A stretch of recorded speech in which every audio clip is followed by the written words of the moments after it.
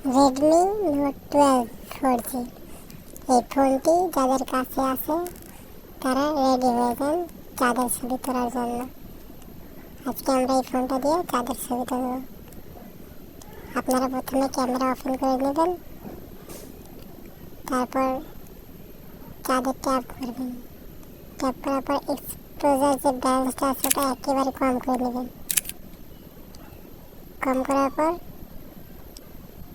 10x অথবা 8x zoom পর্যন্ত নিয়ে আসবেন। নিয়ে আসার পর ক্লিক করবেন, তারপর ছবিতে যাবেন।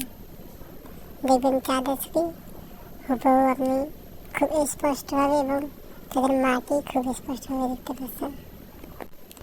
আপনারা হয়তো ভাববেন এটা অন্য ফোন দিয়ে তোলা, আসলে এটা অন্য ফোন দিয়ে তোলা না, এটা রেডমি নোট 12 4G দিয়ে তোলা।